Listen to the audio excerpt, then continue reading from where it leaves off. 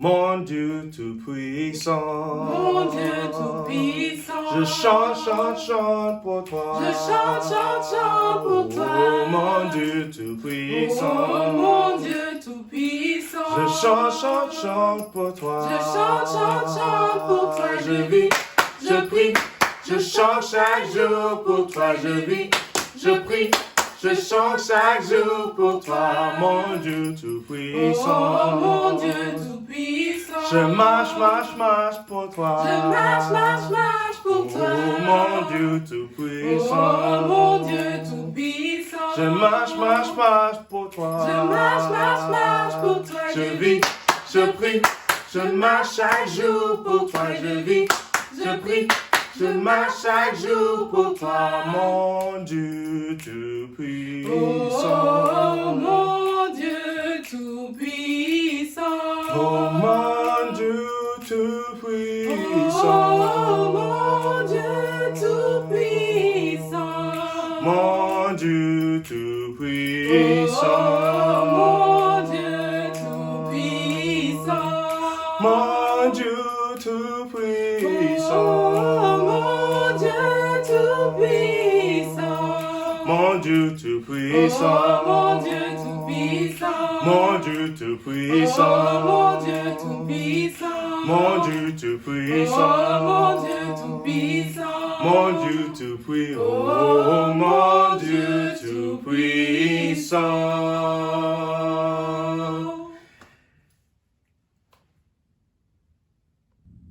Bonjour, je m'appelle Anthony et ça c'est ma femme belle, spirituelle et incroyable Cassidy et nous sommes les dirigeants principaux de notre église ici à Paris. Dans le livre des Actes chapitre 2, Dieu nous dit, quand le jour de la Pentecôte arriva, ils étaient tous ensemble au même endroit. Tout au coup, il vient du ciel un bruit comme celui d'un vent violent qui remplit toute la maison où ils étaient assis. Des langues qui ressemblaient de feu leur apparurent séparées les uns des autres, et elles se posèrent sur chacun d'eux. Donc, comme la Bible nous dit ici que le Saint-Esprit, il a descendu pas dans une façon faible, mais avec violence et avec feu. Donc, comme la Bible, on a le prédicateur qui va prêcher la parole de Dieu aujourd'hui avec violence contre le péché et avec feu. Donc, Kevin Toto et Guillaume Noguez va prêcher. Donc, j'espère que tout le monde va prendre beaucoup de notes pour ça. En verset 5, la Bible nous dit, « Or, il y avait en ce jour à Jérusalem des Juifs pieux venus de toutes les nations qui sont sous le ciel. Nous ne sommes pas une église communautaire, mais une église de toutes les nations. Et donc aujourd'hui, pour le repas du Seigneur et pour la collecte, Tim et Leanne Kernan va partager et prêcher la parole aussi. Et c'est extra spécial parce que Tim et Leanne, ils ont été les dirigeants quand l'église a commencé en 2012. Et en plus, on a une vidéo des États-Unis, quelques témoignages de notre frère et sœur là-bas qui en avaient donné beaucoup de l'argent pendant des années. Pourquoi? Pour sauver toutes les nations. Et j'espère que tout le monde va être touché ici dans le cœur. Je vous souhaiter une chaleureuse bienvenue à toutes les femmes aujourd'hui, et spécialement ceux qui nous visitent pour la première fois. Si vous êtes avec nous ce matin, j'espère que vous allez présenter la présence et l'encouragement de Dieu tout au long du culte. Tout au long du culte. Et que cela vous motivera à nous contacter pour étudier la Bible. Amen. Ça, c'est l'amour pour la France. Nous sommes vraiment américains, mais toujours en train de travailler parce qu'on vous aime. On vous aime beaucoup. Mais avec ça, on veut vous souhaiter la bienvenue à l'Église chrétienne internationale de Paris. Prions. Père Céleste, merci pour cette opportunité juste de donner notre cœur à toi. C'est une bataille spirituelle pour les âmes de tout hommes et femmes de toutes les nations. Aidez-nous d'avoir la puissance de faire quelque chose, d'agir. Parce qu'on sait que Satan, il est en contrôle de tout, mais avec toi, on peut bouleverser le monde et libérer tout le monde de l'esclavage du péché. On prie ça dans le nom de ton Fils puissant et incroyable. En fait, il est tout puissant. Jésus-Christ. Amen. Amen.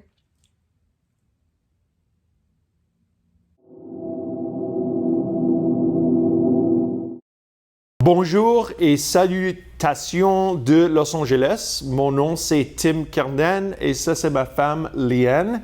Et on a l'honneur aujourd'hui de partager avec vous le communion en français terrible. Alors, avoir de miséricorde pour nous. On n'a pas parlé en français de plusieurs, probablement moi en tout cas.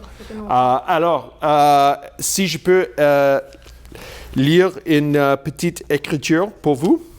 Premièrement, c'est une grande joie de avoir l'opportunité, l'honneur de partager avec vous. On aime Anthony et Cassidy beaucoup. Et c'est une joie de voir tous les disciples en Paris et en France en train de obéir l'Écriture et de montrer un exemple incroyable pour le monde des disciples. En Isaïe 53 et à verset 5, la Bible lit « Mais il était blessé pour nos péchés, brisé pour nos iniquités. Le châtiment qui nous donnait de paix est tombé sur lui, et c'est par ses meurtres que nous sommes guéris. Nous étions tous errants comme les brebis, chacun suivant sa propre voie, et l'Éternel a fait retomber sur lui l'iniquité de nous tous. » Je vais laisser ma femme partager premièrement. Alors, bonjour mes frères et mes sœurs. C'est tellement une joie d'être ici avec vous, que nous pouvons partager avec toi, avec vous, qu'est-ce que la croix ça fait dans notre cœur aujourd'hui, mais tout le temps. Alors, aussi, je veux demander, s'il te plaît, je m'excuse, ma français, ça fait vraiment longtemps. Alors, je sais que peut-être des fois, je vais dire des choses que tu vas être comme, qu'est-ce qu'elle a dit? 1 ou 2 fois. I mean, peut-être, mais je vais parler en français parce que c'est le bon chose à faire. Alors, honnêtement, merci beaucoup tout le monde. Je suis tellement inspirée et juste fière de l'Église. Quand on a embarqué à Paris avec l'équipe mission, je pense à les temps que Anthony et Cassidy a tellement grandi. Et Anthony et Cassidy, je suis tellement fière de toi. Sandra, Kevin, wow, c'est vraiment une inspiration de voir qu'est-ce que Dieu a fait pendant tout ce temps avec vous. Et, cette écriture, ça me fait beaucoup penser à le sacrifice de Jésus, mais aussi des sacrifices des disciples là-bas en Paris. Tu as sacrifié beaucoup pour Dieu et parce que tu veux voir les gens sauvés. Et c'est tellement quelque chose ça me fait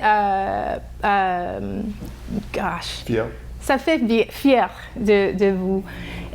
Mais merci tellement pour juste toutes les photos que tu mis sur Facebook. On peut voir les baptêmes et juste tout qu'est-ce que tu es en train de faire. C'est vraiment une inspiration et ça encourage les disciples. Même si on ne parle pas la même langue, c'est quand même tellement encouragé. encourageant. Alors, je t'aime beaucoup. Merci beaucoup pour tout ce que tu as fait, tout ce que tu fais dans Paris et on se voit bientôt, j'espère. Amen. C'est un plaisir d'être avec vous. Merci pour votre exemple de Jésus. Vous êtes le corps de Jésus en France et en Paris et pour tout le monde francophone. Et vous avez beaucoup d'impact tout part dans le monde. Et votre exemple est un exemple qui donne la foi à tous les disciples, même ici à Los Angeles. Et c'est parce que vous suivez Jésus. Et vous êtes dirigé par des disciples, Anthony et Cassidy, qui suivent Jésus avec tout leur cœur. Et avec ça, on va prier pour la communion. Père Céleste, c'est un grand plaisir d'avoir de communion avec vous, mais aussi avec les disciples à Paris qui vous suivent. Et merci pour le sacrifice de votre Fils Jésus sur la croix. Et on prie aujourd'hui qu'on peut vraiment faire la décision de lui suivre avec tous nos cœurs, de vraiment laisser tout le péché derrière nous et de commencer la semaine proche de vous parce qu'on sait qu'il va y avoir beaucoup de défis pendant la semaine et on doit être proche de vous. Et merci pour Anthony, Cassidy et tous les dirigeants là. Et Sandra et Kevin et tous les disciples. Et on vous aime beaucoup. On prie tout ça dans le nom de votre Fils Jésus. Amen. Chantons ensemble « Ouvre les yeux de mon cœur ». Ouvre les yeux de mon cœur, Père. Ouvre les yeux de mon cœur. Je veux te voir, Seigneur. Je veux te voir, Seigneur. Ouvre les yeux de mon cœur, Père. Ouvre les yeux de mon cœur. Je veux te voir, Seigneur. Je veux te voir, Seigneur, car tu es saint et élevé, brillant dans la lumière de ta gloire. Remplis-moi de ton amour, je chante gloire, gloire, gloire. Je veux te voir, Seigneur. Ouvre les yeux de mon cœur, Père. Ouvre les yeux de mon cœur. Je veux te voir, Seigneur. Je veux te voir, Seigneur. Ouvre les yeux de mon cœur, Père. Ouvre les yeux de mon cœur. Je veux te voir, Seigneur. Je veux te voir, Seigneur. Car tu es saint et élevé, brillant dans la lumière de ta gloire. Remplis-moi de ton amour, je chante gloire, gloire, gloire, car tu es saint et élevé, brillant dans la lumière de ta gloire. Remplis-moi de ton amour, je chante gloire, gloire, gloire. Je veux te voir, Seigneur. Je veux te voir, Seigneur. Je veux te voir, Seigneur.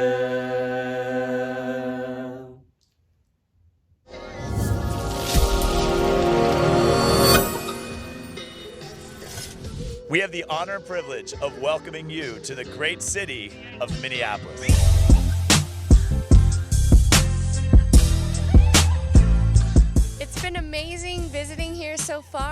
love the campus, the sports arenas, the food, the nature, fresh air and water, and most of all, the people. But it's also a hurting city that we all are aware of and desperately needs God's help. So we're preparing for a mission team to arrive here in July, and thanks to your special missions contribution, it's possible. So today we're going to highlight some veterans of special missions contribution.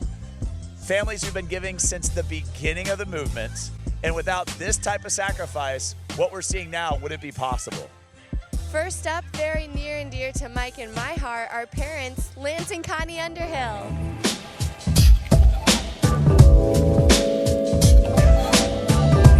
Greetings from Long Beach, South Region here in LA. As you can see, the Queen Mary's behind us.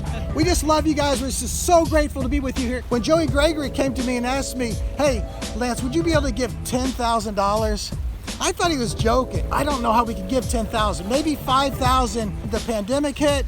My business, I thought it was going to close, and instead we actually did maybe triple in sales. And I love Spotlight on Missions. I've done a few videos myself, and when I saw Spotlight on Missions, I was very encouraged, and it really helped my heart because disciples, young disciples, single, giving so much, really challenged me. If you guys know about Long Beach, there was a lot of looting going on. The looting was all over Long Beach. And we went to the store because we heard it was being broken into. We got some advice, should we stay and protect our store? Should we get some big brothers over here to protect the store? And the advice was, bro, go home, trust God. So we prayed about it. We said, God, help everyone to go around us, to pass by our store, like in the Exodus. Came the next morning, almost all the stores around us were broken into, except for our store. God had answered our prayers. Connie? We've been given missions since 1988. When we came down from Portland to come to the LA church, that's where Magnolia was met here in LA. Every year God has just allowed us to meet it, and it just made my faith increase. My 3 sons all went out on mission teams. And then we went to Brazil, and it was amazing because when we went to Brazil, that's where our son Joey was, and we got to see what happened with the mission money and just the hearts of the people, the gratefulness. Something dear to my heart is Brittany. She actually was in Syracuse, and she went on the mission team to Chicago. And as you know, the story goes, she met this handsome, charming young man named Michael. They were married, and now I have beautiful 2 grandchildren. And now they're going out. The mission money is going out to help the Minnesota team. And we're so grateful to see them go, how happy the kids are, and just to see the hurting city be able to have a great group there that's going to help win the world. Yeah. And I know it's not an accident that Minneapolis is being planted right now. Right with all this happening in Minneapolis, all the riots that started there and the chaos that went around the country, we're going to Minneapolis. We're actually going to be able to go for a couple weeks, but we're excited. Our son Mike and Brittany, the grandkids, and the mission team is going to Minneapolis. Pray for them. This is what mission does. It changes the world one city at a time. It's amazing. In the beginning, when Joey asked me for $10,000, could I give $10,000? My faith wasn't there. But now God's blessed us incredibly. I never thought we could hit 10,000, but now we're able to hit 20,000. To God be all the glory in that. Next is a hero in the faith who's been giving missions since the beginning. He and his wife are an example of commitment since the first days of our movement, even before their daughter was sent out on the mission field. I give you Tony Antolin. Hi, I'm Tony Antolin, and I'm one of the Kingdom Shepherds in the New Movement, and I live in Orange County, California. Blessed to be married to my wife, Therese, actually coming up on 32 years this year. Make that 33. Missions has always been an important part of my life. I know from the very first time when I studied the Bible, I was taught that it was an act of my worship. Because of missions, lives would be saved. Coming from Guam, my wife and I were both saved because of missions contribution. And because we give missions every year, I'm always prepared for it. I make it easy on myself because after I give my missions, I'm already working on the next one. And I'm always looking for different things, whether it's garage floor, whether it's landscape drawings, whether it's doing finish work or plumbing, electrical work. You know, I use the talents that I've been given. And so I really appreciate all the things that I've been able to do. And as I think about missions, I also think about my daughter and my son-in-law leading the church in Manila. It's more personal now from that standpoint. I just know that I'm going to work a lot harder than I've worked before because of the fact that they're out in the mission field. Reese and I, when they ask us what our pledge is, you know, we actually start at the bare minimum that they give us. If it's $5,000, that's the bottom for us.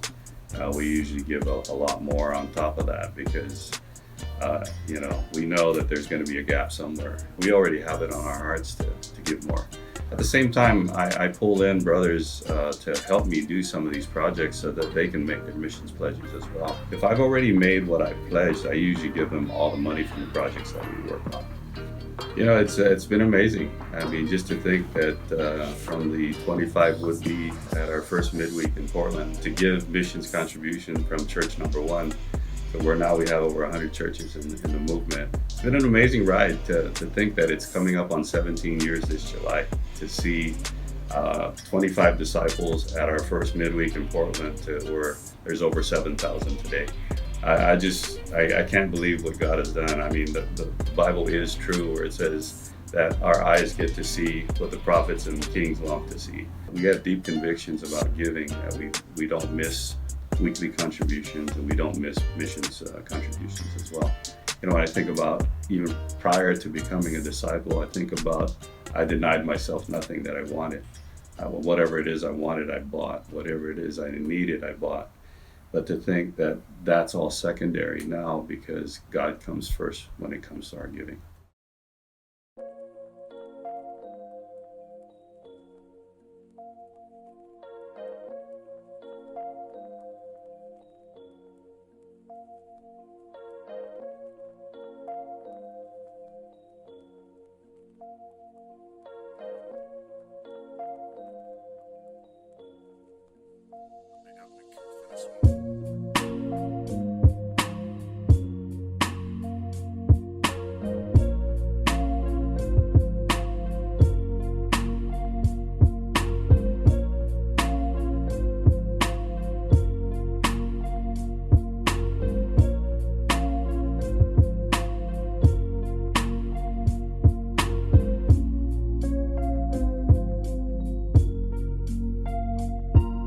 Three weeks ago, George Floyd was murdered right here because of the evil satanic influence present in this city. This has been happening for so long, but the only answer for the evil in men's hearts is getting Jesus into the picture, and a church of sold-out disciples is coming here to do just that.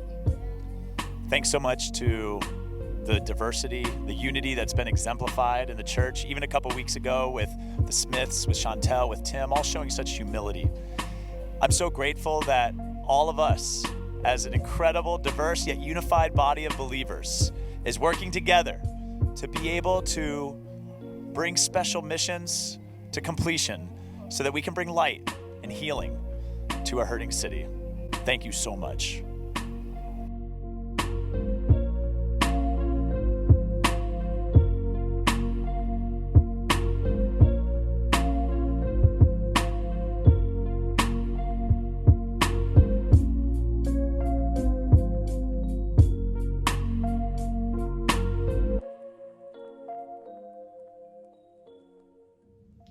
Bonjour à toutes et à tous, je m'appelle Guillaume Nogues, je suis apprenti pasteur à l'Église chrétienne internationale de Paris. Ce matin, j'ai à cœur de vous prêcher un message incroyable avec mon frère Kevin qu'on a intitulé « Une église qui bouleverse le monde ». Je regardais la définition en fait du mot « bouleverser » et ça veut tout simplement dire mettre en complet désordre un lieu ou des choses, modifier totalement quelque chose, en faire disparaître l'organisation. Donc en gros, c'est annuler tout ce qui est mauvais et reconstruire sur une nouvelle base. C'est quelque chose de radical, c'est une révolution totale. Dans le film 300, c'est un film historique sur la bataille des Thermopyles en 480 avant Jésus-Christ. Il est question en fait de l'Empire perse qui dominait le monde à cette époque. Et il venait en fait pour envahir et pour soumettre la Grèce. Et les cités grecques en fait, elles étaient désunies, elles étaient même prêtes à se soumettre aux Perses. mais en tout cas, en aucun cas, elles voulaient en fait se battre pour leur liberté, tout simplement. Et il y a seulement 300 guerriers spartiates, 300 valeureux guerriers qui ont décidé d'affronter l'armée de Perse. Ils ont refusé de se soumettre, ils se sont battus pour la liberté et ils ont agi contre la vie même de leurs sages et de leurs gouverneurs. Ils étaient corrompus par l'argent des Perses en fait. Et ce combat, il semblait désespéré, il semblait perdu d'avance. Ils étaient en sous-nombre face à un ennemi surpuissant, mais grâce à l'engagement et au sacrifice de quelques soldats, ils ont inspiré toutes les cités grecques à s'unir et à se battre.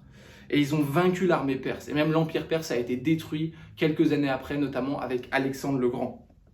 Et ici, on voit que ces quelques hommes et femmes qui ont pris position, ils ont changé le monde à tout jamais. Par leur foi, par leur détermination, par leur courage et leur sacrifice. Et aujourd'hui, nous sommes ces 300 qui doivent tenir ferme face à l'ordre spirituel qui est établi dans le monde, face à ce monde qui est à l'envers. Et nous, notre but, c'est de le remettre à l'endroit. Et c'est vrai qu'il y a beaucoup de choses qui ne vont pas dans ce monde. On est tous d'accord pour le dire. Tout le monde est d'accord dessus, mais en fait, qui veut le remettre à l'endroit? Tout le monde dit, ouais, le monde est à l'envers, il y a beaucoup de problèmes, etc. Mais qui veut vraiment le remettre à l'endroit? Et qu'est-ce qui montre que le monde il est à l'envers? Par exemple, il y en a qui prêchent contre le racisme, mais ils sont racistes. Pourquoi? Parce qu'ils sont tribalistes, en fait. Ils sont communautaires, ils vont qu'avec des gens des mêmes nations et origines qu'eux. Il y en a qui prétendent qu'ils servent Dieu, mais ils violent ses commandements. Il y en a qui se font appeler femmes alors qu'ils sont des hommes, et vice-versa. La société dit qu'il faut garder ses croyances pour soi, mais en fait, elle ne cesse pas de nous vendre ses propres croyances, que ce soit la laïcité, le mariage homosexuel, l'argent, l'évolution, etc. Donc c'est un monde qui est plein de paradoxes. Et on voit aussi l'endoctrinement qu'il peut y avoir dans les écoles et dans les religions.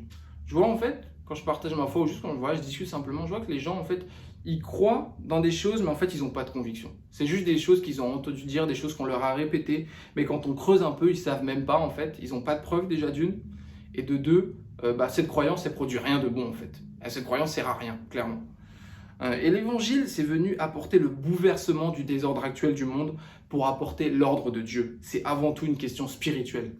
Et c'est la Révolution française, oui, mais pas avec les fourches. On ne va pas aller devant le palais de l'Élysée, etc. C'est une révolution spirituelle, c'est une révolution du cœur. Et c'est ça qui va apporter un véritable changement. Mon premier point, c'est audacieux pour bouleverser Paris. Acte 17, versets 1 à 7. Paul et Silas passèrent par Amphipolis et Apollonie et arrivèrent à Thessalonique, où les Juifs avaient une synagogue. Paul y entra conformément à son habitude. Pendant 3 sabbats, il discuta avec eux à partir des Écritures, en expliquant et démontrant que le Messie devait souffrir et ressusciter. « Ce Jésus que je vous annonce, disait-il, c'est lui qui est le Messie. » Quelques-uns d'entre eux furent convaincus et se joignirent à Paul et à Silas, ainsi qu'un grand nombre de non-juifs qui craignaient Dieu et beaucoup de femmes importantes. Cependant, les Juifs restés incrédules prirent avec eux quelques vauriens qui traînaient sur les places, provoquèrent des attroupements et semèrent ainsi le trouble dans la ville. Puis ils se rendirent à la maison de Jason et cherchèrent Paul et Silas pour les amener vers le peuple. Ne les ayant pas trouvés, ils traînèrent Jason et quelques frères devant les magistrats de la ville en criant « Ces gens qui ont bouleversé le monde sont aussi venus ici. » Et Jason les a accueillis. Ils agissent tous contre les édits de l'empereur en prétendant qu'il y a un autre roi, Jésus. Et c'est clair, quand tu veux bouleverser le monde, comme les disciples du 1er siècle, il faut s'attendre à de la persécution en fait, tout simplement. Anthony, il a prêché que le seul moyen d'être sauvé, c'est d'être un disciple de Jésus-Christ. Et il y a beaucoup de gens qui l'ont persécuté en fait, beaucoup de gens qui l'ont condamné, beaucoup de gens qui ont dit « Ouais, non, t'as pas le droit de dire ça, tu juges, c'est une secte, etc. » Donc, c'est normal en fait. C'est exactement ce qui s'est passé avec les premiers disciples. Mais quand tu viens bouleverser le monde, en fait, tu viens renverser le désordre actuel pour établir l'ordre de Dieu. Soyons audacieux pour bouleverser Paris. Parce que c'est audacieux de prendre position contre l'ordre établi. Et ici, on voit qu'il prêche un autre roi. On prêche un autre roi, nous aussi, qui est Jésus-Christ. On prêche un autre roi que l'argent, que le travail, que les études, que la famille, que soi-même, etc. On prêche le royaume de Dieu. Verset 10. Aussitôt, les frères firent partie de nuit, Paul et Silas pour Bérée. Dès leur arrivée, ils entrèrent dans la synagogue des Juifs. Ces derniers avaient des sentiments plus nobles que ceux de Thessalonique. Ils accueillirent la parole avec beaucoup d'empressement et ils examinaient chaque jour les Écritures pour voir si ce qu'on leur disait était exact. Beaucoup d'entre eux crurent donc, ainsi que parmi les non-juifs, un grand nombre de femmes en vue et d'hommes.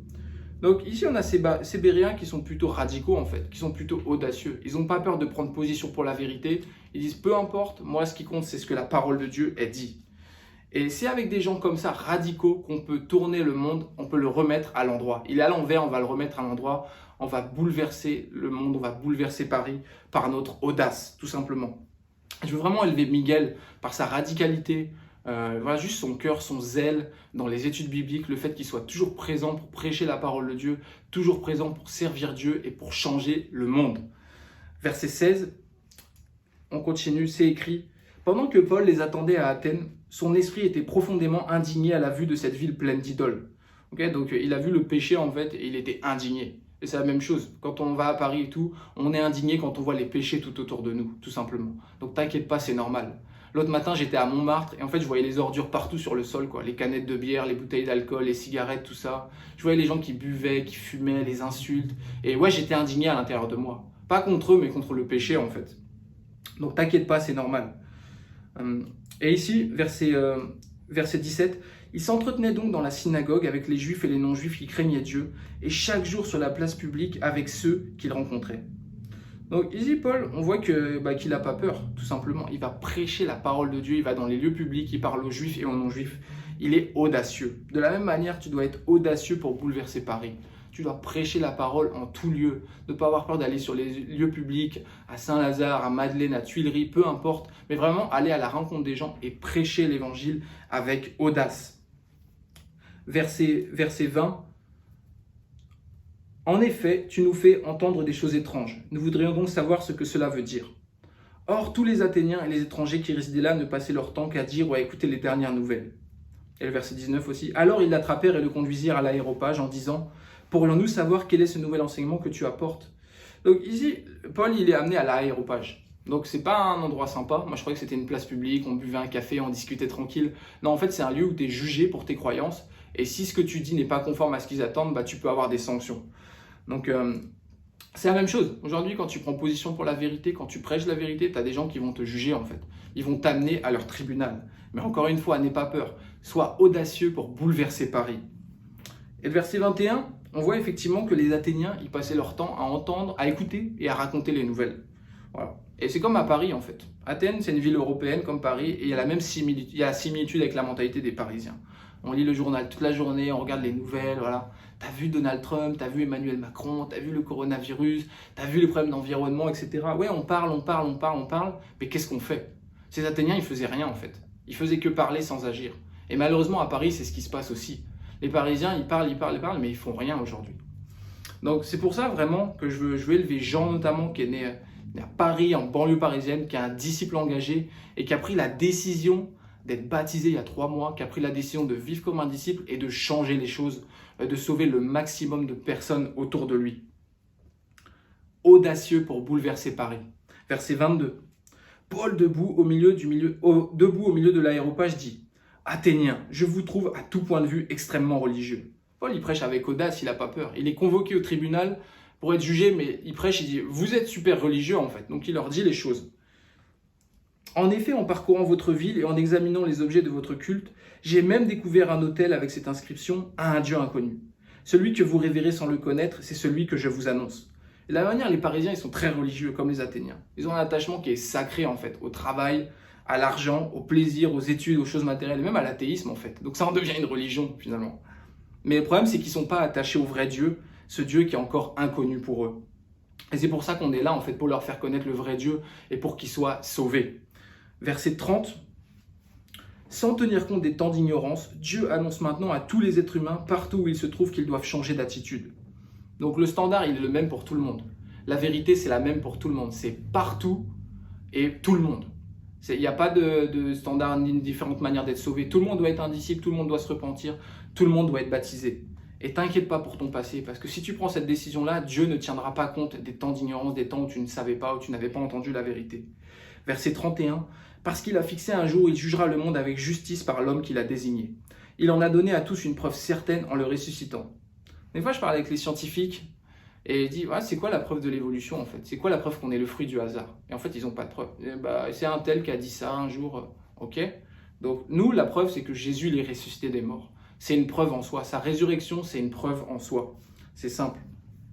Et ici, si on lit à partir du verset 32, on voit que, jusqu'à 34, on voit que la plupart des Athéniens sont incrédules et se moquent en fait. Mais c'est comme à Paris. Voilà, il n'y a rien de nouveau.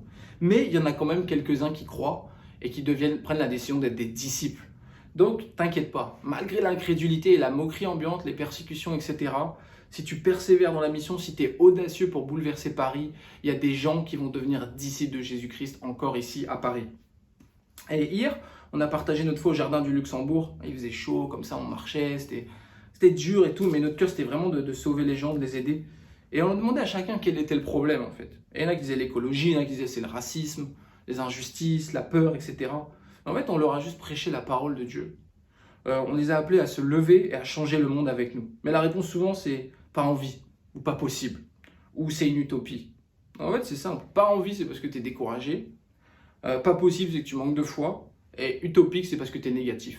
Parce que tu es incapable de voir qu'il y a des choses positives qui peuvent arriver. Et des fois, on est comme ça. On aime bien être négatif et on veut rester dans notre négativité. Et on n'arrive pas à s'imaginer que les choses peuvent s'améliorer, car oui, elles peuvent s'améliorer. Et on leur a juste dit que c'était égoïste et un manque d'amour, quoi. Et ça fait partie aussi d'être audacieux. Quand on prêche la parole, quand on partage notre foi, il ne faut pas hésiter à montrer le péché des gens aussi. Le faire avec amour, bien sûr, mais il faut les mettre en face de leur péché pour qu'ils se sentent inconfortables et qu'ils commencent à se remettre en question. Il y en a d'autres aussi qui disent qu'ils font quelque chose, mais en fait, il n'y a pas de fruit, il n'y a pas de résultat palpable. Parce qu'ils sont seuls et ne le font pas à la manière de Dieu, qui est l'évangile. Donc, il faut essayer, en fait. Il faut essayer l'évangile. Le pire, c'est de ne pas essayer. C'est la pire des défaites. Il vaut mieux mourir en essayant, il vaut mieux échouer et se relever plutôt que rien faire. Et nous, c'est simple, le fruit de l'évangile, le fruit de l'église, c'est quoi? C'est qui? C'est Jean-Marie qui a été baptisé, c'est Miguel, c'est Jean, c'est Mira, c'est Lisa qui a été admise à la Sorbonne. Elle a essayé, ça a marché. C'est mon amitié avec Kevin, alors qu'avant on était racistes. C'est le fait que je sois en sortie, tout simplement, avec Aline. Alors que voilà, avant, mes relations avec les femmes, c'était pas toujours ça. Mais aujourd'hui, Dieu, il a permis vraiment que je puisse changer et que je puisse avoir un nouvel avenir. Donc, le défi que je veux te donner, à toi qui m'écoutes, c'est partage ta foi avec audace tous les jours sur Paris, tout simplement, pour les disciples. Si tu n'es pas encore disciple, c'est simple. Étudions la Bible ensemble. Ça, c'est faire preuve d'audace. Étudions la Bible ensemble et changeons le monde ensemble, bouleversons Paris ensemble. Mon deuxième point, c'est une vision pour bouleverser Paris. Acte 18, verset 1. Après cela, Paul partit d'Athènes et se rendit à Corinthe. Il y trouva un juif du nom d'Aquilas, originaire du Pont, qui venait d'arriver d'Italie avec sa femme Priscille parce que Claude avait ordonné à tous les juifs de quitter Rome. Il se lia avec eux. Comme il avait le même métier, il resta chez eux et ils travaillèrent ensemble, ils étaient fabricants de tentes. Chaque sabbat, Paul discourait dans la synagogue et persuadait des juifs et des grecs. Okay? Donc, des fois, on est dans la mission et il n'y a plus d'argent et il faut travailler en fait, comme Paul. Comme je vais devoir faire aussi. Je suis à plein temps dans le ministère aujourd'hui, mais un jour, peut-être que je vais devoir retravailler pour regagner de l'argent et pas être une charge à l'église. Mais je vais toujours garder en tête la mission en fait. Tout simplement, mon but, c'est de sauver les gens. Mon but, c'est vraiment d'être dans la mission. Pourquoi? Parce que j'ai une vision, tout simplement. La finalité de ma vie, c'est pas le travail, c'est pas l'argent. C'est le travail qui est au service de la mission, qui est au service du royaume de Dieu. Tout simplement, c'est avoir une vision pour bouleverser Paris. Verset 6. Mais comme ils s'opposaient à lui et l'insultaient, Paul secoua ses vêtements et leur dit « Que votre sang retombe sur votre tête, j'en suis pur. Dès maintenant, j'irai vers les non-juifs. » Il sortit de là et se rendit chez un dénommé Titus Justus, un homme qui craignait Dieu et dont la maison était contiguë à la synagogue. Et ouais, il va y avoir la persécution et le rejet en fait de ceux qui refusent la vérité, c'est sûr. Si les Parisiens les écoutent pas, c'est leur responsabilité. Mais Dieu suscitera des gens de toutes les nations pour être sauvés et sauver Paris. Je crois que dans notre église à Paris, il y a déjà des gens de toutes les nations. Amen. Comme ce Titus Justus qui a été suscité, tout simplement, lui il a écouté le message, il était prêt à changer sa vie. Verset 8. Cependant, Crispus, le chef de la synagogue, crut au Seigneur ainsi que toute sa famille. Beaucoup de Corinthiens écoutèrent Paul, ils crurent aussi et furent baptisés. Donc ce Crispus est un dirigeant, il est juif, et il n'hésite pas à prendre position pour l'évangile. La plupart de ses compatriotes juifs sont contre l'évangile et ils ont persécuté les disciples, mais lui il dit « Moi c'est pas grave, je suis prêt à aller à contre-courant, moi je vais prendre position pour la vérité. » Et c'est simple, aujourd'hui malgré le rejet de beaucoup de Parisiens du message, on va toujours en trouver quelques-uns qui vont être prêts à diriger et qui vont être prêts à être radicaux, tout simplement. Si on a une vision pour bouleverser Paris, c'est simple, on est radicaux en fait, à changement radical, décision radicale. Et c'est simple, ouais, si tu veux bouleverser le monde, il faut aller à contre-courant, il ne faut pas suivre les hommes, il faut suivre le meilleur exemple. Ici aussi, on voit qu'ils n'ont pas seulement cru, mais c'est qu'ils ont été baptisés, ils sont devenus des disciples, ils ont reçu l'enseignement selon la vérité. On leur a pas dit, ouais, tu crois en Jésus, ça suffit. Non. Verset 9. Le Seigneur dit à Paul dans une vision pendant la nuit, « N'aie pas peur, mais parle et ne te tais pas. Car je suis moi-même avec toi, et personne ne s'attaquera à toi pour te faire du mal. En effet, j'ai un peuple nombreux dans cette ville. » Il s'établit là 1 an et 6 mois, enseignant la parole de Dieu parmi les Corinthiens. Faire la mission avec la vision. Ici, Paul, il arrive à Corinthe, ça commence avec des persécutions, une opposition des Juifs, il y a de l'incrédulité, etc. Mais il y a très peu de disciples, voilà, donc comme ici à Paris, voilà, on est 35. Il y a beaucoup de facteurs qui pourraient facilement le décourager, mais Paul, il a tenu ferme et il y a eu une église très grande à Corinthe. Pourquoi ? Parce qu'il avait la vision, en fait. Il avait la vision de Dieu pour bouleverser Corinthe. Et de la même manière, on doit avoir la vision pour bouleverser Paris. Et franchement, on ne voit pas encore ces gens sauvés, mais tu dois avoir la vision des gens qui sont déjà sauvés. La vision de cette église de 500, de 1000 personnes, de 2000 personnes, de disciples totalement engagés, prêts à changer le monde. Il faut que tu aies une vision pour bouleverser Paris. Et on voit que Paul, à cause de ça, il a travaillé de tout son cœur. En fait, il a enseigné sans cesse. Et c'est la même chose qu'on doit faire. Il a prêché sans arrêt. Verset 24, on va voir l'histoire d'Apollos. Un juif originaire d'Alexandrie du nom d'Apollos était arrivé à Éphèse. C'était un homme éloquent et versé dans les Écritures. Il était instruit quant à la voie du Seigneur, et plein de ferveur, il annonçait et enseignait avec exactitude ce qui concerne Jésus, bien que ne connaissant que le baptême de Jean. Il se mit à parler avec assurance dans la synagogue. Après l'avoir écouté, Aquilas et Priscille le prirent avec eux et lui exposèrent plus exactement la voie de Dieu. Comme il voulait aller en Achaïe, les frères l'y encouragèrent et écrivirent aux disciples de lui faire bon accueil. Dès son arrivée, il se rendit par la grâce de Dieu très utile aux croyants. En effet, il réfutait avec force les Juifs en public et il démontrait par les Écritures que Jésus est le Messie. Donc ici, on a l'histoire d'Apollos, qui était probablement célibataire, qui était quelqu'un de religieux, il était zélé, il avait beaucoup de temps disponible pour Dieu. Et cette conviction qu'il y a beaucoup d'Apollos ici à Paris, j'en faisais partie en fait. Et il y a beaucoup, vous savez, de gens qui croient en Jésus et qui sont là, qui mettent des stickers dans les rues, qui distribuent des traités comme moi, ou qui prêchent comme ça dans les rues, qui sont un petit peu tout seuls dans leur coin. Ils veulent servir Dieu, mais ils ne savent pas comment être efficaces en fait, un peu comme Apollos. Et le but, c'est qu'on trouve ces gens en fait. Et comment Apollos il a eu du succès ? Tout simplement parce qu'il a donné du temps pour l'évangile. C'est ça être un disciple. Quand tu as la vision, tu donnes du temps pour l'évangile, c'est simple. C'est comme ça et seulement comme ça qu'on pourra bouleverser Paris, qu'on pourra bouleverser le monde. Et honnêtement, si tu passes tout ton temps au travail, dans les études, dans les jeux ou autres, c'est que tu rates la mission en fait. Et c'est que tu n'as pas la vision pour Paris. Pour beaucoup de gens, l'excuse pour ne pas devenir disciple et pour ne pas changer le monde, c'est le temps. Mais quand on veut trouver du temps, on le trouve. Il y a un proverbe qui dit « quand on veut, on peut ». Donc quand c'est une priorité, on le fait, quoi qu'il en coûte, quoi qu'il arrive. Et je sais qu'il y a beaucoup de gens qui sont athées à Paris, okay, mais t'inquiète pas, l'athéisme, c'est pas une fatalité. L'athéisme, c'est une excuse en fait pour rien faire. Et on m'a dit « ouais, mais comme la plupart sont athées, ça sert à rien d'être aussi radical, parce que c'est comme ça et puis c'est tout ». Mais j'ai dit, en fait, regarde les bons exemples. Regarde pas les mauvais exemples. Regarde à Dieu et pas aux hommes. Regarde pas à la masse.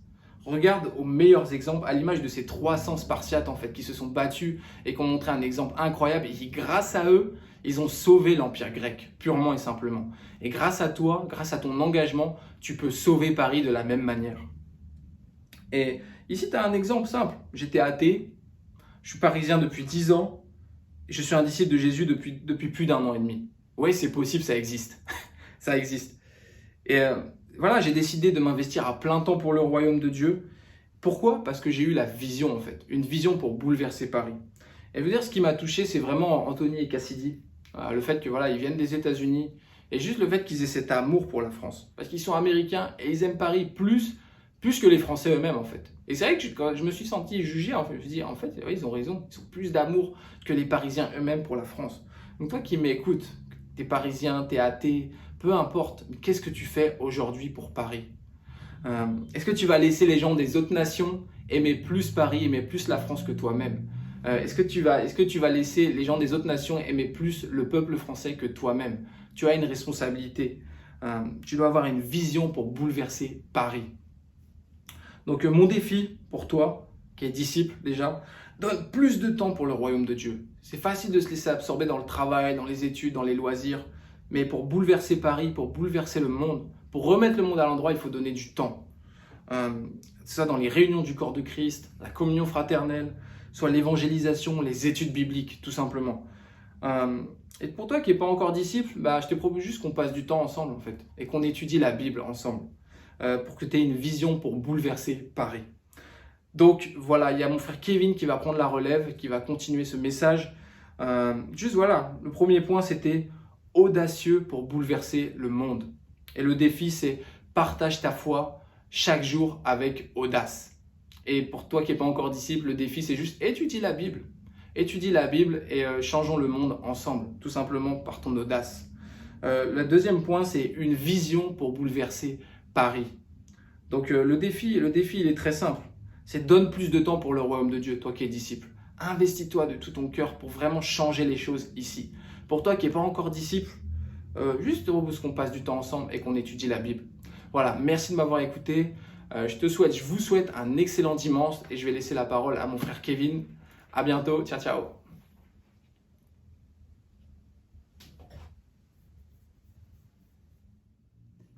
Bonjour, je m'appelle Kevin et je suis là aujourd'hui pour vous prêcher sur Acte 19 et Acte 20.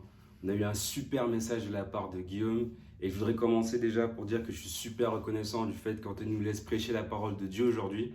Et on va voir en Acte 19 et en Acte 20 les deux choses nécessaires supplémentaires par rapport à ce que Guillaume a dit qui sont nécessaires pour avoir une église qui bouleverse le monde. Et la première de ces choses-là, c'est une jeunesse qui bouleverse le monde. Pourquoi la jeunesse? Tout simplement parce que tout le monde sait que pour changer une nation, il faut toucher à sa jeunesse. Tout le monde sait que pour guérir une nation, il faut guérir sa jeunesse. Tout le monde sait que pour préparer l'avenir d'une nation, il faut préparer la jeunesse. Et donc Jésus, il savait ça aussi. C'est pour ça qu'il a choisi une poignée d'adolescents avec Pierre pour changer le monde. Et c'est exactement ce que Paul va faire ici. Donc je vous vois venir. La jeunesse, c'est pour tout le monde. Ce n'est pas une question d'âge, c'est une question d'esprit. Vous voyez, moi, je me considère comme jeune, même si je perds mes cheveux. Et je sais qu'Anthony aussi, il a des cheveux blancs qui arrivent, mais je sais qu'on fait partie des plus jeunes de l'église parce que c'est une question de zèle et d'esprit. Et d'ailleurs, une des plus jeunes de l'église, c'est maman Élise parce qu'elle est toujours souriante et reconnaissante. Donc, si tu entends ce message, il s'adresse à toi, quel que soit ton âge. Donc, il est question, en fin de compte, d'avoir une jeunesse qui bouleverse le monde. Et Satan, il sait aussi que pour toucher un pays, il faut toucher à la jeunesse. Que pour toucher au monde, il faut toucher à la jeunesse. Et c'est pourquoi, en fin de compte, il veut bouleverser la jeunesse, Satan aussi. Il veut bouleverser la jeunesse au travers de l'enseignement qu'on reçoit dès l'école, où on peut apprendre à nos enfants qui peuvent choisir d'être un homme ou une femme dès le plus jeune âge, qui peuvent avoir la liberté sexuelle dès le plus jeune âge, en fin de compte. La maturité sexuelle, comme ils disent. C'est à l'école qu'on apprend aussi que Dieu n'existe pas, et qu'on descendrait de singes en fait. Et Satan aussi essaye de bouleverser les réseaux sociaux. Pourquoi? Parce que l'image de la jeunesse aujourd'hui, elle est révélée par quoi? Elle est identifiée par quoi? Par les réseaux sociaux. Satan bouleverse la jeunesse avec les réseaux sociaux. Satan utilise Instagram pour qu'on puisse y perdre notre âme. Il utilise Facebook pour plus qu'on regarde dans ce book. Et je sais que c'est franglais, mais au moins ça rime. Et tout ça pour dire tout simplement que Dieu veut une jeunesse pas bouleversée par le monde, mais une jeunesse qui va bouleverser le monde. Allons en Acte 19 à partir du verset 1. Pendant qu'Apollos était à Corinthe, Paul arriva à Éphèse. Après avoir traversé les hautes provinces de l'Asie, il rencontra quelques disciples et leur dit « Avez-vous reçu le Saint-Esprit lorsque vous avez cru ?» Ils lui répondirent « Nous n'avons même pas entendu parler d'un Saint-Esprit. » Il demanda « Quel baptême avez-vous donc reçu ?» Ils répondirent « Le baptême de Jean. » Alors Paul dit, Jean a baptisé du baptême de repentance en disant au peuple de croire en celui qui venait après lui, c'est-à-dire en Jésus le Messie. Sur ces paroles, ils furent baptisés au nom du Seigneur Jésus. Et donc, qu'est-ce qu'on voit ici? Paul fait les premiers chrétiens dans la ville d'Éphèse. La ville d'Éphèse était une ville stratégique. On va voir pourquoi tout à l'heure. Mais on voit ici que Paul, il est en train de prêcher à des personnes. En fait, il était en train d'étudier les principes fondamentaux. Pourquoi? Parce qu'il ne savait pas comment avoir l'Esprit de Dieu, et il ne savait pas qu'est-ce que c'était le baptême, et il ne connaissait pas Jésus non plus. C'est exactement ce qu'il est en train de faire. Il fait les principes fondamentaux avec eux de la Bible, il leur explique la vraie doctrine et il fait les premiers 12 disciples, c'est ce qu'on voit en verset 7, il fait les premiers 12 disciples à l'église d'Éphèse. Donc il passe par une ville qui est stratégique. Et pourquoi Éphèse était une ville stratégique pour bouleverser le monde? Parce que Éphèse, c'était les portes d'entrée de l'Asie. L'Asie qui est l'équivalent aujourd'hui, en fin de compte, de la Turquie. Ce qui veut dire que c'était une ville portuaire qui faisait le lien entre Rome, qui était la puissance mondiale de l'époque, et toutes les provinces orientales. Donc c'était vraiment une ville clé à évangéliser pour bouleverser le monde. Et Paul arrive seul et il commence ici en faisant 12 disciples. Et qu'est-ce qu'ils ont fait ensemble par la suite pour bouleverser le monde? On va voir tout de suite en Acte 19, on va prendre à partir du verset 8. Et Éphèse, ça pourrait ressembler aussi à Paris, c'est une ville stratégique où il y a beaucoup de jeunes qui influencent le monde en fait avec la mode, avec la culture, avec l'art, avec la nourriture, avec le tourisme, beaucoup de choses pareilles. Donc Paris est une ville aussi stratégique au même titre qu'Éphèse à l'époque. Et donc qu'est-ce qu'ils ont fait ces premiers disciples-là? Verset 8. Ensuite Paul entra dans la synagogue où il parla avec assurance. Pendant 3 mois, il discuta de ce qui concerne le royaume de Dieu et il s'efforça de persuader ceux qui l'écoutaient. Cependant, quelques-uns restaient endurcis et incrédules et disaient du mal de la voix du Seigneur devant la foule. Alors, il les quitta. Et donc, ce qu'on voit ici, c'est que Paul commence à aller prêcher dans les synagogues.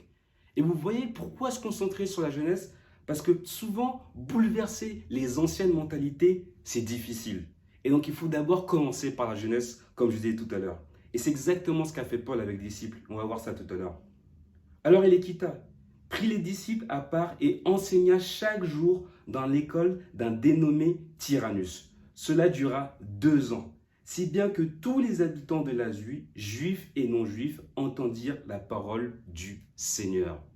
Donc Paul s'est concentré sur le ministère étudiant pendant 2 ans dans l'école d'un dénommé Tyrannus. Et donc Tyrannus, ce n'est pas un nom comme ça, c'est vraiment une personne. Et quand on fait des recherches, on se rend compte que Tyrannus, c'était un rhéteur, donc un grammairien, donc quelqu'un qui enseignait la rhétorique, donc l'art de discourir, l'art de parler, l'art de savoir comment écrire aussi, parce qu'il enseignait la grammaire. Et donc quand on pense à l'école de Tyrannus, c'est pas Jussieu, là où c'est encerclé de barrières, où il faut montrer une carte étudiant pour entrer. En fait, c'était plus un portique qu'une école. C'est-à-dire qu'un portique, c'est juste un toit qui est surélevé par des colonnes et c'est un espace public en fait où tout le monde pouvait traverser, tout le monde pouvait entendre l'enseignement. Et donc ce qu'on voit ici, c'est que Paul, pour toucher toutes les nations, s'est concentré sur ces étudiants-là. Et donc Tyrannus l'a laissé prêcher dans son portique, dans son école. Donc les chercheurs disent, et c'est certainement vrai, que Tyrannus n'a pas seulement laissé un créneau horaire à Paul, mais que certainement que lui aussi, étant plus âgé, il s'est concentré sur la jeunesse et est devenu un disciple. Et à vrai dire, à Tyrannus, ils avaient cours, un peu comme nous aujourd'hui, de 8h à 17h. Et en fait, ce qui se passait, c'est qu'après qu'ils aient eu des cours de rhétorique et de grammaire, Paul intervenait de 17h jusqu'à 22h pour prêcher la parole de Dieu. Et ça, c'est quand on fait des recherches approfondies qu'on voit toutes ces choses-là. Donc ça veut dire quoi? Qu'après être allés à l'école, ils étaient dans des études bibliques, ils étaient dans des discussions bibliques, dans des moments de formation jusqu'à 22h. Donc est-ce qu'ils avaient la pression? Oui. Mais véritablement, pour une jeunesse qui bouleverse les nations, il nous faut un peu de pression et c'est ce qu'ils avaient. Et on voit ici que pendant 2 ans, Paul prêche à la jeunesse d'Éphèse. Et au bout de 2 ans, cette jeunesse, elle a tout simplement bouleversé un continent, tout simplement évangélisé tout un continent. Donc, qu'est-ce que ça veut dire tout un continent? Ça veut dire que les personnes plus âgées ont été sauvées, que probablement leurs parents ont été sauvés, que leurs amis ont été sauvés, que leurs oncles, tantes, tous, célibataires, pas célibataires, mariés, divorcés, tout le monde a été évangélisé à partir de cette jeunesse-là à Tyrannus. Donc, on voit ici que le campus ministry ou le ministère des étudiants, ça n'a pas été inventé par les Américains, mais que ça a été inventé par les Européens et c'est biblique en fait. Et que pour avoir des résultats bibliques, parce qu'on veut la même chose ici à Paris, dans le monde francophone, dans le monde entier, il faut des actions bibliques. Pour évangéliser Paris, tout le monde doit se concentrer sur la jeunesse et sur les étudiants. Toute l'Église doit se concentrer sur la jeunesse et sur les étudiants en fin de compte. Si tu ne te concentres pas sur la jeunesse, peu importe ton âge, Tu n'es pas en train d'imiter Jésus. Tu n'es pas en train d'imiter ce que la Bible te demande de faire. Paul et Tyrannus, c'était des personnes probablement au-delà de la trentaine, ça c'est sûr. Okay? Mais les deux se sont concentrés sur les jeunes et ils ont sauvé des nations. Jésus et Pierre, on sait qu'ils avaient plus de 30 ans et que le reste étaient des adolescents. Et on voit qu'ils se sont concentrés sur la jeunesse et qu'ils ont bouleversé le monde. Je vais vous donner l'exemple de notre église à Sao Paulo, qui a été implantée en 2012 par notre frère Raúl Moreno et par son épouse. Aujourd'hui, ils ont 70 disciples dans la faculté de USP, qui est en fait une école prestigieuse de Sao Paulo, une des écoles les plus prestigieuses du Brésil. Ils ont commencé là-bas avec une poignée de disciples. Aujourd'hui, ce sont 70 disciples qui font partie de l'école. Ils ont baptisé 70 personnes là-bas, 70 étudiants. Et ces 70 étudiants, ce sont ces mêmes étudiants-là qui ont été baptisés et qui sont partis en équipe missionnaire en Colombie, au Chili, au Brésil même encore. Et ces personnes-là, au Pérou même, ces personnes-là aujourd'hui, à partir d'une poignée d'étudiants, ils ont commencé à évangéliser toute l'Amérique du Sud. Comment c'est arrivé? La première fois qu'ils ont posé les pieds sur le campus, ça a mis 1 an avant de baptiser le premier étudiant. 1 an. Ils ont partagé leur foi tous les jours. Ils avaient même un endroit qu'ils appelaient le porte de Salomon, c'est-à-dire l'endroit où tous les disciples se retrouvaient. C'est là qu'ils partageaient leur foi, c'est là qu'ils avaient leur moment avec Dieu, c'est là qu'ils avaient les discussions sur la Bible, c'est là qu'ils avaient des moments de formation. Tous les jours, pendant 1 an, ils ont partagé leur foi et au bout d'1 an, ils ont leur premier disciple, en fin de compte, à USP. Et ils sont en train d'évangéliser toute l'Amérique du Sud. Je vais vous donner l'inspiration, pourquoi? Parce que notre église à Paris va faire pareil. C'est de Nanterre, la Sorbonne, Créteil que vont sortir les équipes missionnaires pour aller à Bruxelles. J'espère que vous êtes prêts parce que moi j'ai envie d'y aller. C'est de là que vont sortir de Nanterre, Sorbonne, Créteil, c'est de là que vont sortir les équipes missionnaires pour Bruxelles, pour Genève, pour Lille, pour Marseille, pour Lyon. Et c'est clair que Dieu est en train de faire quelque chose pour envoyer une équipe missionnaire au Cameroun, avec Miguel, avec Alex, avec Yurik, avec Jean-Marie, et bientôt j'espère avec Michael aussi. C'est clair que Dieu va faire quelque chose, sans oublier le docteur Michel bien sûr. Et donc le défi c'est pour voir toutes ces choses-là arriver, même si les campus vont bientôt fermer, on doit partager notre foi avec les étudiants. Ils sont où? Ils sont à la BNF, on l'a vu la dernière fois, Bibliothèque François Mitterrand, ils sont à Opéra, peu importe, il faut aller les chercher et que tous, quel que soit notre âge, qu'on partage notre foi avec eux. Le deuxième défi, c'est d'être actif sur les réseaux sociaux. Il faut qu'on bouleverse les réseaux sociaux et pas que les réseaux sociaux nous bouleversent. Ça veut dire quoi? Partage tes moments avec Dieu sur Facebook. Partage une vidéo inspirante sur Instagram. Prêche sur les réseaux sociaux. Et c'est comme ça qu'on va porter du fruit. C'est d'ailleurs comme ça que Jean-Marie est parmi nous aujourd'hui. On doit continuer à prêcher sur les réseaux sociaux. Continuons à partir du verset 13. Quelques exorcistes, juifs ambulants, essayèrent de prononcer le nom du Seigneur Jésus sur ceux qui avaient des esprits mauvais. Ils disaient, « Nous vous conjurons par le Jésus que Paul prêche. » Ceux qui faisaient cela étaient 7 fils de Sceva, un juif chef des prêtres. L'esprit mauvais leur répondit, « Je connais Jésus et je sais qui est Paul, mais vous, qui êtes-vous » Alors l'homme qui avait l'esprit mauvais, en lui se jeta sur eux, les maîtrisa tous et les maltraita de telle sorte qu'ils s'enfuirent de cette maison nus et blessés. Cela fut connu de tous les habitants d'Éphèse, juifs et non-juifs. La crainte s'empara de tous et on célébrait la grandeur du nom du Seigneur Jésus. Et ce passage-là me fait toujours rire. Pourquoi? Parce que ces personnes-là, ils ont essayé de chasser des démons contre Paul et presque même au nom de Paul, en fait. Et donc, ils essayent de faire des miracles. Et ces miracles-là, ils vont essayer de les faire pour eux-mêmes. Ils vont essayer de faire des miracles, d'accomplir des choses, mais sans Jésus. Pourquoi? Parce qu'ils ne marchaient pas avec Jésus. Ma conviction, c'est quoi? C'est que pour être une jeunesse qui va bouleverser le monde, il faut d'abord qu'on ait une marche avec Dieu qui soit bouleversante. Une marche personnelle avec Dieu qui soit bouleversante.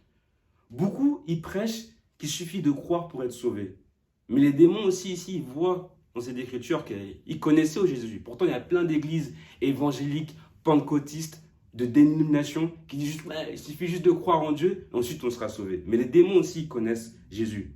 En fait, Les fils de Sceva, ils cherchaient les miracles plus que l'enseignement, plus que la pratique de la parole de Dieu. Et comme dans toutes les assemblées qu'on voit un peu aujourd'hui à Paris, ils cherchent les sensations au-delà du fait de mettre la parole de Dieu en pratique. Paul, il était connu de Satan, mais surtout, il était connu de Dieu. Il était connu de Dieu parce qu'il avait une marche personnelle avec lui. Et c'est la seule raison pour laquelle il pouvait faire des miracles. Et pour être une jeunesse qui allons bouleverser les nations, il faut d'abord, comme je disais tout à l'heure, que nos moments avec Dieu, ils soient bouleversants. Bouleverse ta relation avec Dieu pour bouleverser le monde. Il y en a trop qui marchent.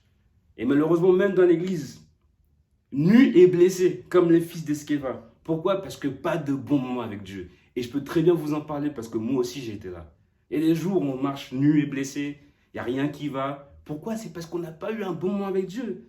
Des fois, on se pose la question, pourquoi on est fatigué? C'est parce qu'on n'a pas eu un bon moment avec Dieu, en fait. On laisse la négativité nous attaquer. Pourquoi? Parce qu'il faut qu'on ait des meilleurs moments avec Dieu. Quel que soit quoi qu'on fasse, que ce soit les études bibliques, qu'on aille au travail, qu'on aille à la fac, à l'université. Bien joué, Lisa, pour Jussieu.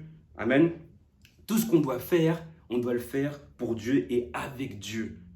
Le tout, c'est vraiment d'avoir une discipline dans notre marche avec Dieu.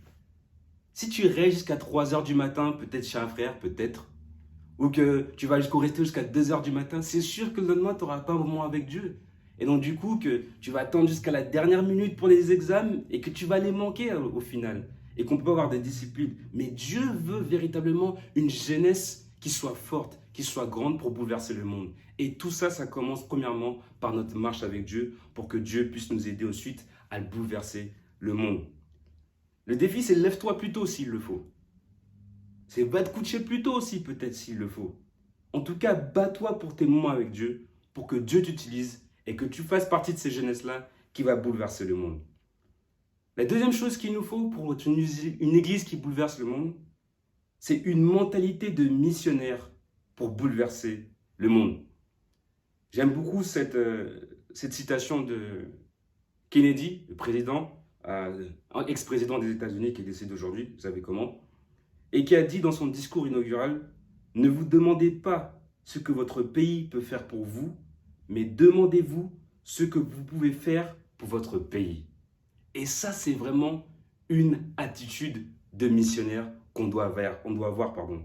Ne vous demandez pas ce que l'Église peut faire pour vous, mais demandez-vous ce que vous pouvez faire pour l'Église. Ça, c'est une attitude et c'est une mentalité de missionnaire. C'est la seule mentalité qui va faire en sorte que l'Église va grandir et va pouvoir être bouleversée. Et bouleverser le monde plutôt. Pas l'Église bouleversée, mais une Église qui va bouleverser le monde. Amen. On va regarder en Acte 20 à partir du verset 1. Une mentalité de missionnaire pour bouleverser le monde.